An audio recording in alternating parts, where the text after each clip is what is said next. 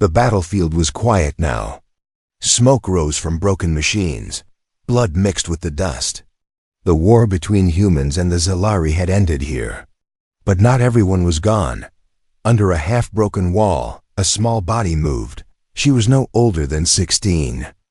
In human years, her skin was pale blue, dirty and bruised. Her silver hair stuck to her face, covered in blood. Heavy metal cuffs were tight around her wrists, with long chains tied to a steel post. She was barely breathing. Her lips were dry. Her eyes, large and glowing, stared at the gray sky above. She coughed once weakly. No one heard. Soldiers walked past her, stepping over rubble and bodies. No one looked down. No one cared. She was just another forgotten enemy, broken, worthless, and left behind. But then, someone stopped. A boot halted just inches away from her head. Jackson Hayes, a human soldier in a dusty uniform, looked down at her. His rifle hung by his side. His face was hard and tired. But his eyes narrowed when he saw the chains. Then he heard it, a whisper, soft as the wind. "Please, don't leave me." Jackson's heart skipped a beat. The girl blinked slowly, still looking at the sky. He looked around. His team had moved ahead. No one was watching. He knelt beside her, brushing the dirt from her face. Her skin was cold. "Hey," he said softly. "Can you hear me?" She didn't answer. He touched her shoulder. She flinched, trembling, but she didn't pull away. Her body was too weak. Jackson looked at the chains. The cuffs were cutting into her wrists. She had been here a long time. "Who did this to you?" he asked. Her lips moved, but no sound came. Jackson leaned closer. "My own people," she whispered. Jackson froze. "The Zalari chained their own?" Her eyes moved slowly to his face. "They said I failed, so they left me." Her voice broke at the end. A tear rolled down her dirty cheek. Jackson looked away for a second, feeling anger burn in his chest. He had seen many things in war, but this was evil. He looked back at her. "I'm going to help you," he said. "No," she whispered, eyes wide. "They'll kill you for helping me." Jackson shrugged. "Let them try." He pulled out a small tool from his belt and started unlocking the cuffs. The girl stared at him like she didn't believe what was happening. Her chains dropped with a loud clank. Her wrists were red and swollen. Jackson took off his jacket and wrapped it around her thin body. She trembled. "You're safe now," he said. From a distance, a voice shouted, "Jackson, move out!" He looked up. His unit was calling. If they saw the alien girl with him, he'd be in trouble. Big trouble. Still, he picked her up gently. She was light. Too light. Like she hadn't eaten in days. He moved quickly through the ruins, staying low. He carried her back toward the camp, heart beating fast. If anyone caught him, they'd call him a traitor, but Jackson didn't care. Not today. He reached a small abandoned tent near the edge of the human zone. It had been left behind after a supply team moved out. He laid her down gently on a mat inside and checked her pulse. Still weak, but alive. He gave her some water. She drank slowly, hands shaking. "What's your name?" he asked. She looked at him for a moment. "Leary," she said. Jackson nodded. "I'm Jackson." There was silence for a moment. She stared at him, confused. "Why are you helping me?" she asked. Jackson sat down beside her. He didn't have a good answer. Maybe he was tired of all the killing.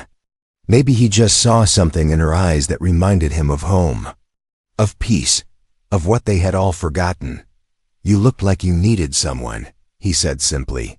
Leary blinked, and her lips trembled. She turned her face away, hiding silent tears.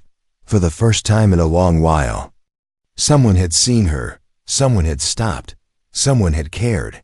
Outside the tent, a pair of eyes watched through the darkness.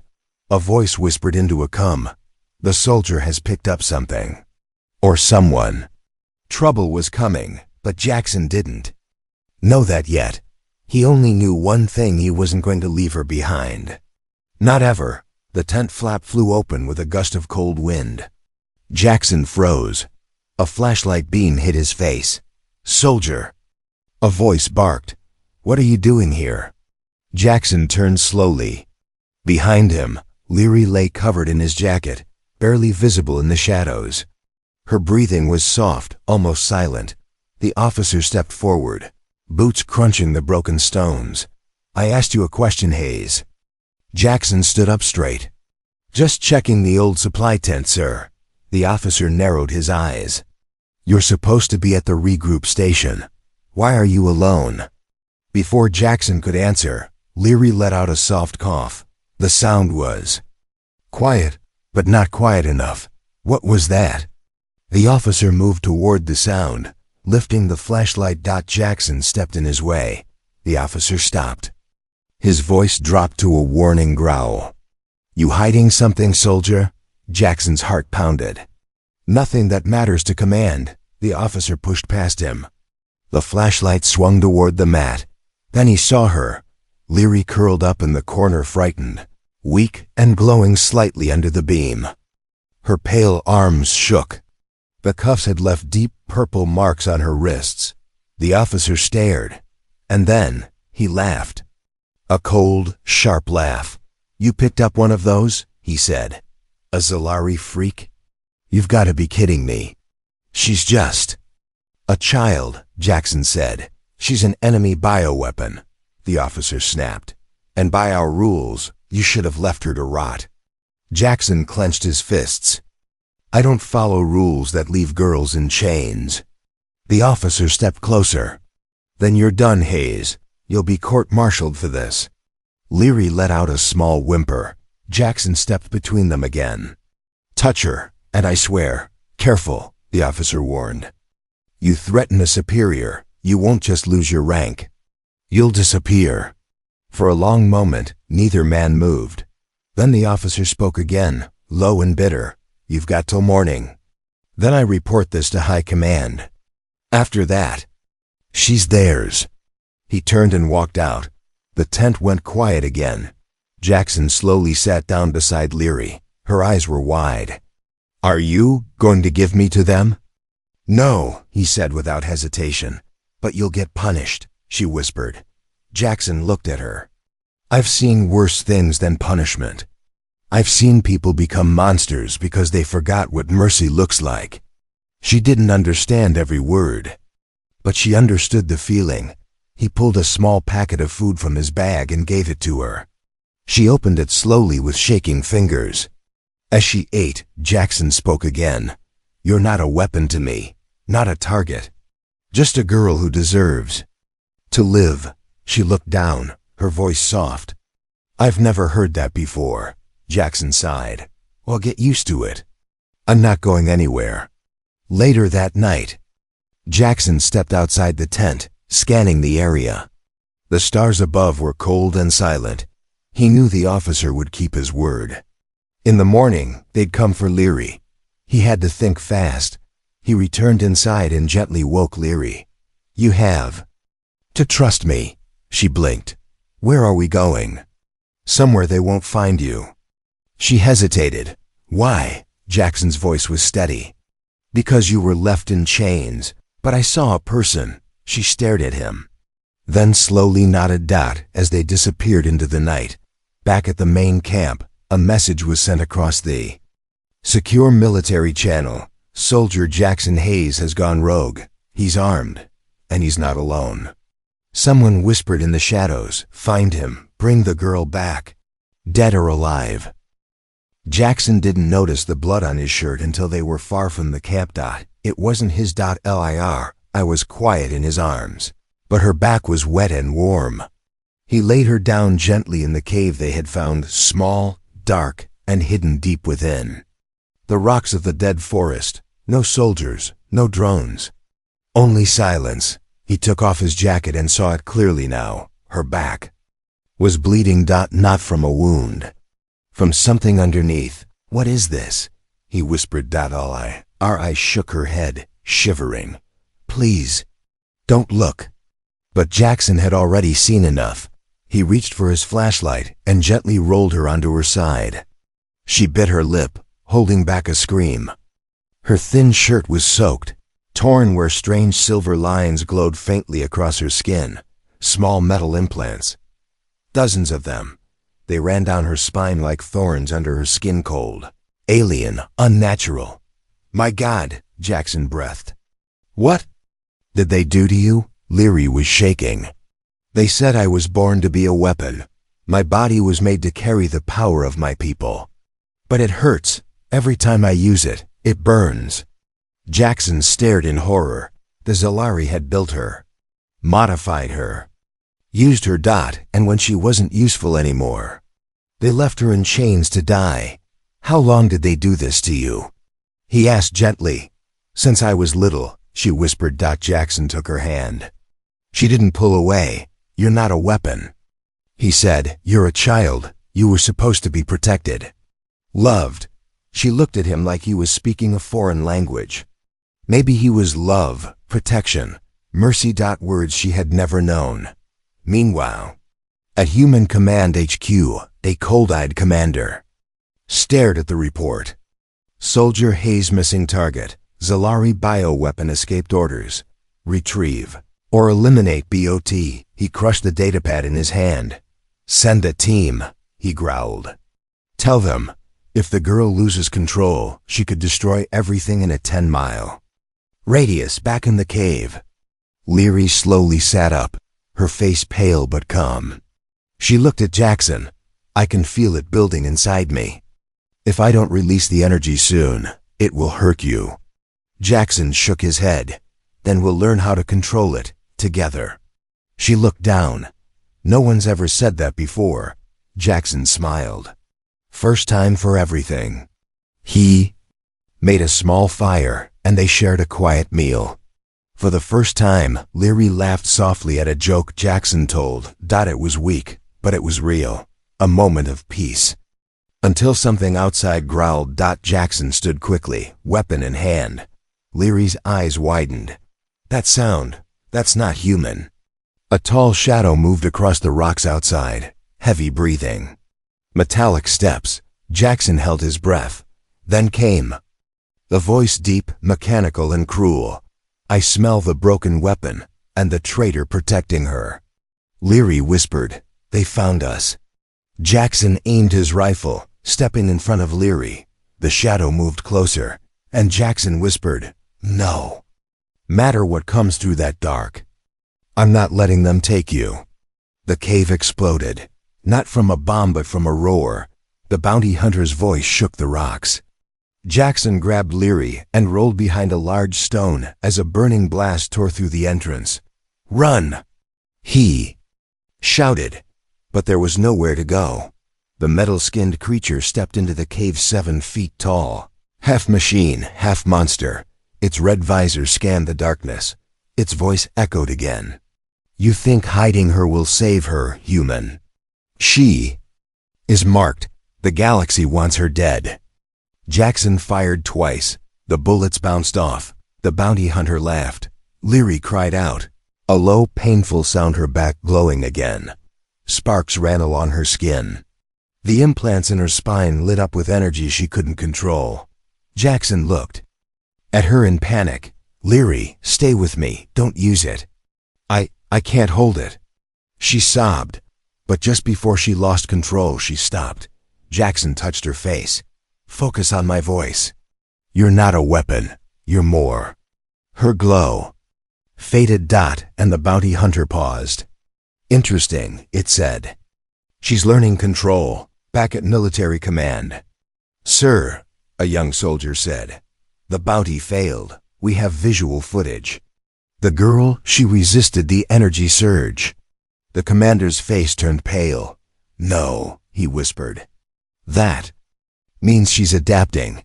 That makes her 10 times more dangerous. Should we issue the order, sir? The commander nodded once.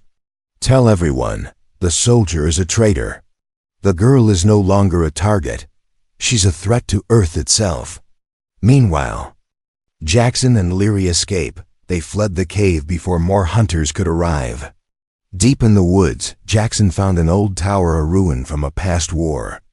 It would have to do. Inside, he set her down. Leary was shaking. I almost lost control, she whispered. But you didn't, Jackson said. You're stronger than they think. She looked up. They'll come again, I know. Leary hesitated, then pulled up the sleeve of her arm. There was a brand there. A glowing mark burned into her skin. It's a tracker, she said. They'll always find me. Jackson stood slowly. Then we cut it out. Her eyes widened. What? I have field tools. I've taken out worse from wounded soldiers. Trust me. Leary stared at him. Even if it hurts? Jackson gave her a soft smile. I'll hurt for you first, if I could. She looked away, cheeks warming slightly. He removed the tracker carefully, slowly. She cried once, then it was gone. He threw it into the fire.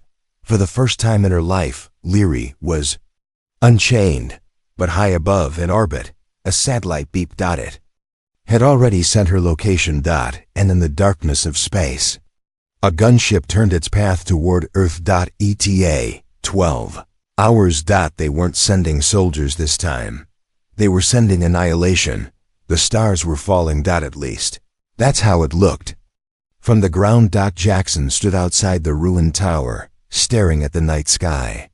1, 2, 3 burning trails streaked across the heavens.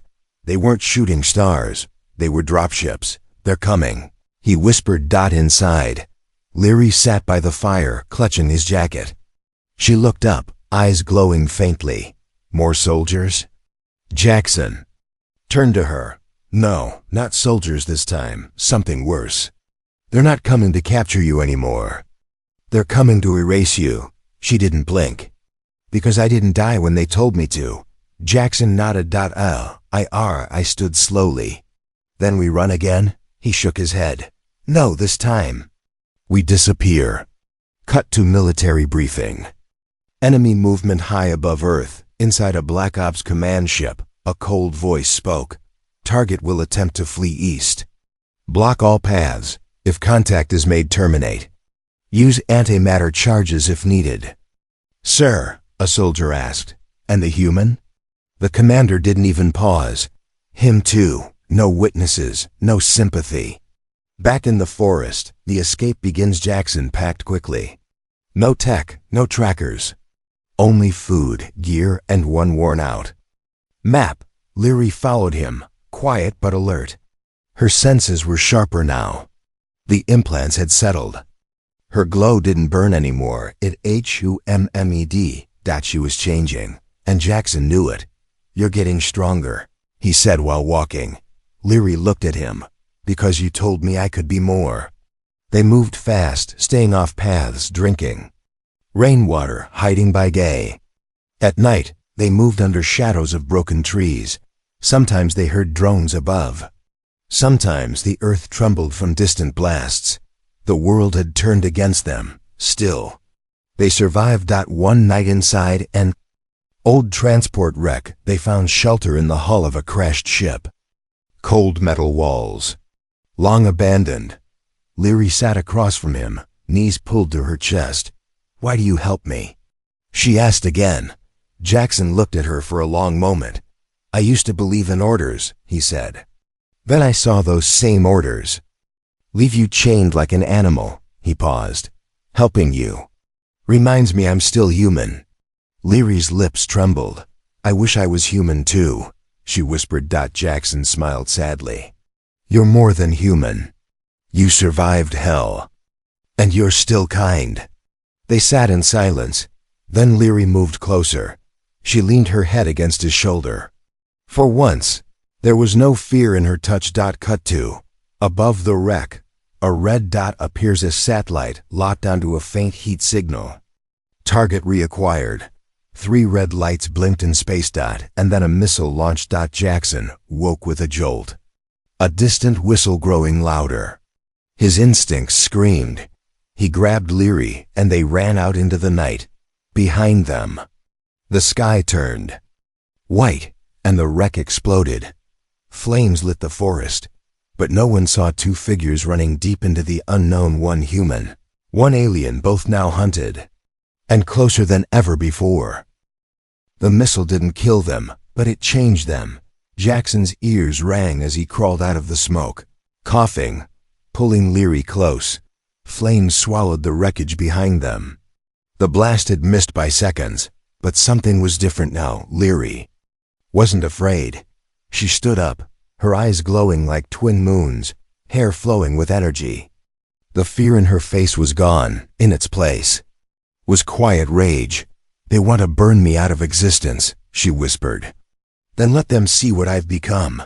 Jackson looked at her. This wasn't the helpless girl in chains anymore. She had awakened. Flashback to Space Command. A dangerous lie. "Sir, the blast didn't confirm a kill." The commander sneered. "Doesn't matter. Send out the death notice. Let everyone believe they're dead." "But what if they're not?" He smiled coldly. "Then let them live as ghosts hunted by both sides. No one trusts a dead man walking." Meanwhile, Leary's first move for days. Jackson and Leary stayed ahead of the search parties. But something shifted. Leary stopped hiding. She began setting traps. Quiet ones, clever ones. A patrol disappeared. Then another dot, and suddenly, whispers spread among the soldiers. "The girl isn't running anymore. She's hunting us." One night, Jackson found her sitting near a campfire, calmly holding the weapon of a soldier who tried to capture her. "Are you scared of what I'm becoming?" she asked. Jackson sat beside her. "No, I'm scared of what they turned you into, but I'm proud of what you choose to be." She looked at him softly. "And what do you see now?" He touched her shoulder gently. "Someone who's fighting for her life, and maybe even mine." Surprise betrayal. A friend turns. They reached a human outpost hidden deep in the mountain region. An old contact of Jackson's, Sergeant Vale, opened the gate. "You're lucky I still owe you," Vale said, letting them in.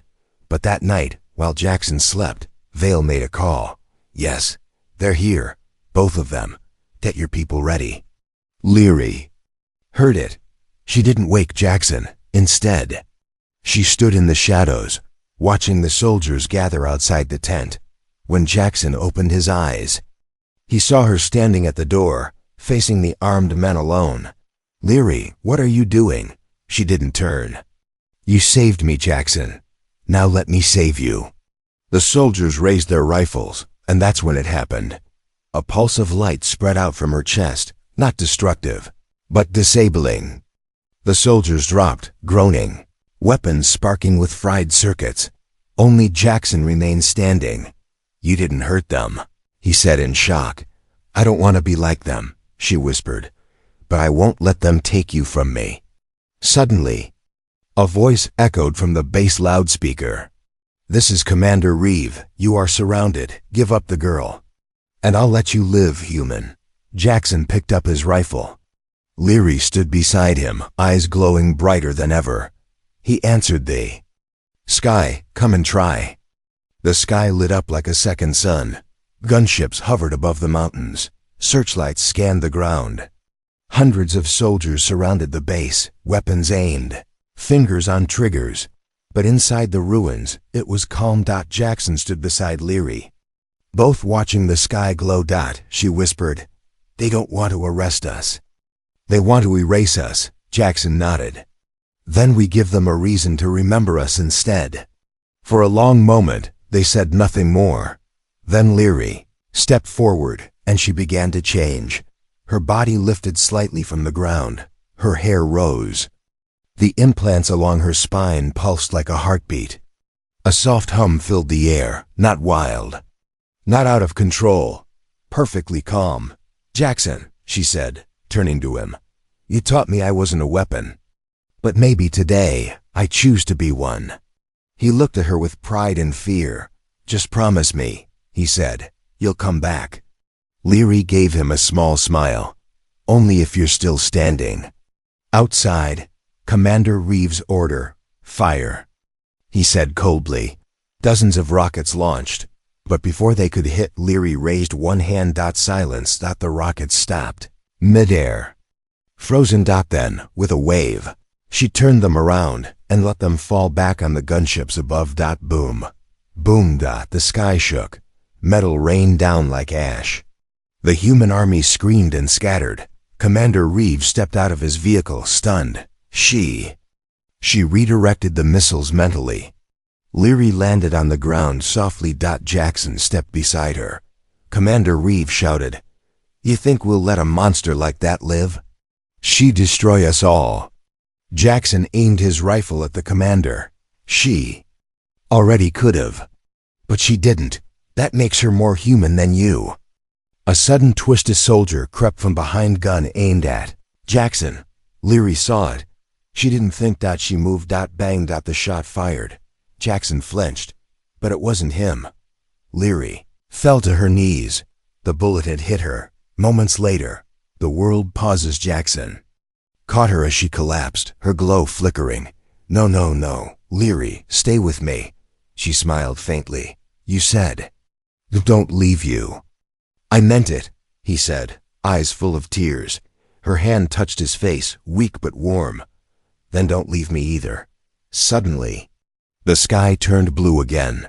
The soldiers stopped. Their weapons dropped. A message echoed across the battlefield from Earth Command.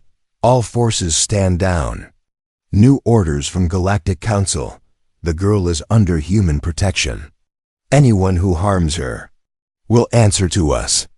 Someone had been watching, and someone had decided she deserved a chance. 1 week later, Jackson sat in a quiet valley, watching the sunrise. Leary walked toward him, bandages on her shoulder, but smiling. She sat beside him and leaned on his arm.